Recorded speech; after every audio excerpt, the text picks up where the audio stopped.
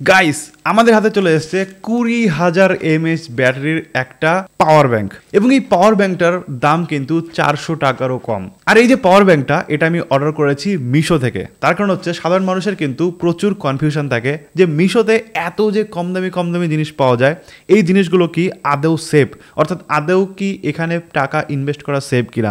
তো তার জন্যই কিন্তু আজকে আমি অর্ডার করে দিয়েছি মিশো থেকে মাত্র 377 টাকা দামের একটা 20,000 mAh ব্যাটারির পাওয়ার ব্যাংক। এবং এটাকে কিন্তু আনবক্স করে দেখবো যে এর ভেতরে কী আছে, আদৌ এটা সেফ কিনা, এবং তার পাশাপাশি কিন্তু মোবাইল চার্জ দেখবো যেটা কেমন মোবাইল চার্জ করে। সো দেখতে থাকুন সম্পূর্ণ ভিডিও। বাট মেন টপিকে যাওয়ার আগে সবার কাছে একটা রিকোয়েস্ট, আমার চ্যানেল যদি আপনি নতুন হয়ে থাকেন প্লিজ একটু কষ্ট করে সাবস্ক্রাইব করবেন এবং পাশে থাকা বেল আইকনটিতে ক্লিক করে দেবেন। তাহলে যেটা হবে আমি যখনই কোনো এই ধরনের নতুন ভিডিও নিয়ে আসবো সবার আগে দেখতে পারবেন এবং কোনো ভিডিও আপনার মিস হবে না। ওকে, সো এই হচ্ছে আমাদের প্রোডাক্ট এবং এরকম একটা প্যাকেজিংয়ে এসেছে। সো টিপিক্যাল মিশোর প্যাকেজিংয়ের মতো। আমরা জাস্ট এখান থেকে খুলে নিই অ্যান্ড ওকে, এই হচ্ছে প্রোডাক্ট। ভেতরে আর কিছু নেই, এখানে আমার ওই ডিটেলস রয়েছে আর এরকম কিন্তু সুন্দর একটা র্যাপিং করা রয়েছে এটাকে। সো আমরা এই র্যাপিংটাকেও কেটে নিই।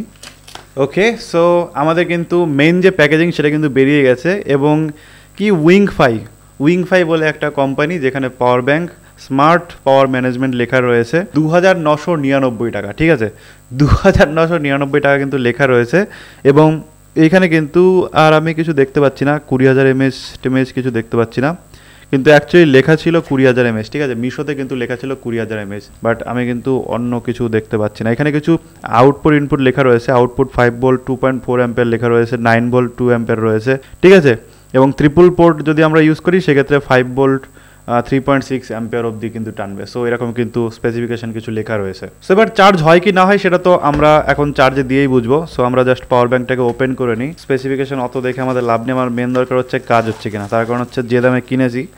ওকে, একটা গ্রিন কালারের অর্ডার করেছিলাম অ্যান্ড আর একটা প্যাকেজিংয়ের মধ্যে এসেছে এবং এইখানে দেখুন ভেতরে কিন্তু অলরেডি কিছু লেখা রয়েছে। আমি যদি আপনাদের দেখাই একটু জুম করে, সো এখানে কিন্তু অলরেডি কিছু একটা লেখা রয়েছে, 175 50 25, এটা মানে চার্জিং ইন্ডিকেটর দেখাবে। ঠিক আছে, 3টে অবধি চার্জ দেওয়া যাবে, মানে আউটপুট 3টে রয়েছে, ইনপুট একটা রয়েছে, এই যে এখানে দেখুন মাইক্রো ইউএসবি রয়েছে, আর আউটপুটের জন্য কিন্তু আমরা এখানে টাইপ এ ইউএসবি দেখতে পাচ্ছি। সো এটা হচ্ছে ব্যাপার। এখানে দেখুন কিছু আরও স্পেক লেখা রয়েছে, এখানে উইংফাই আর তার সাথে কিন্তু লোগো দেওয়া রয়েছে। সো আমরা জাস্ট এটাকে ওপেন মানে অন করা ট্রাই করি। ওকে, অন হয়ে গেছে এবং 50% চার্জ কিন্তু রয়েছে। সো যেহেতু 20,000 mAh ব্যাটারি, সো আশা করা যায় আমার ফোনটাকে 6বার চার্জ করতে পারবে, 6বার না হলেও 5বার অন্তত চার্জ করতে পারবে।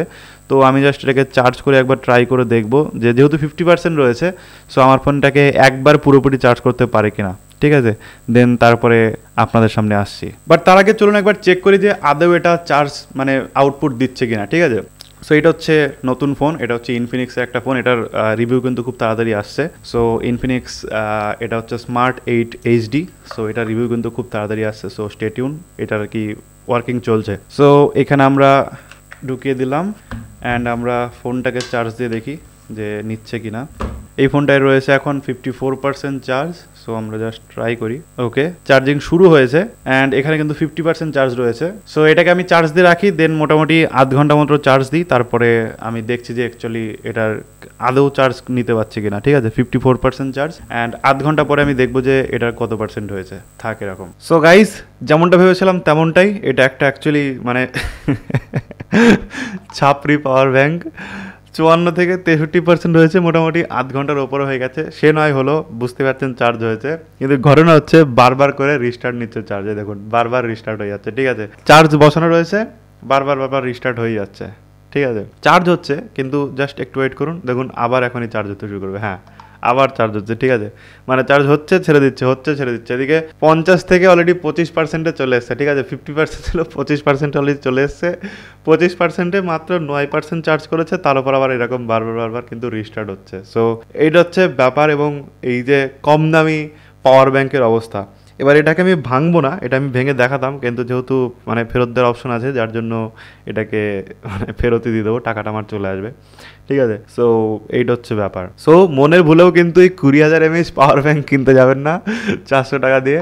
আমি জাস্ট আপনাদের দেখানোর জন্য করেছিলাম, আমি যদি না দেখাই সেক্ষেত্রে আপনারাই কোথা থেকে দেখবেন, ঠিক আছে। কারণ আমার মতো ইউটিউবাররা যদি এগুলো এক্সপোজ করে তবেই কিন্তু আপনারা জানতে পারবেন এবং এই সব স্ক্যাম থেকে আপনারা একটু বেঁচে থাকতে পারবেন। নইলে মানে স্ক্যামের ফাঁদে পড়ে শুধু শুধু কিনে নেবেন, অল্প দাম দিয়ে ভাববেন, কিন্তু অ্যাকচুয়ালি গিয়ে ভুলভাল জিনিস কিনে ফেলবেন, ঠিক আছে। সো একটা ফোনই চার্জ করতে পারছে না, এদিকে আবার তিনটে আউটপুট রয়েছে, কি আর বলি।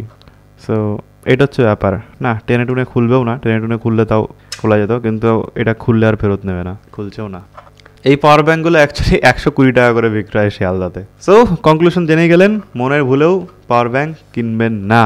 সো এই হচ্ছে কনক্লুশন। আশা করি ব্যাপারটা আপনারা বুঝতে পেরেছেন। যদি ভিডিওটা আপনাদের ভালো লেগে থাকে এবং ইনফরমেটিভ লেগে থাকে সেক্ষেত্রে অবশ্যই একটা লাইক করবেন, শেয়ার করে দিতে ভুলবেন না আপনার বন্ধুদের কাছে, যাতে তারা বিষয়গুলো জানতে পারে, শিখতে পারে। আর হ্যাঁ, এই ধরনের ভিডিও আরও পেতে হলে চ্যানেলটিকে সাবস্ক্রাইব করবেন এবং কিসের ওপর ভিডিও চাইছেন সেটা কিন্তু কমেন্ট করে জানাবেন। থ্যাংক ইউ সো মাচ পুরো দেখার জন্য।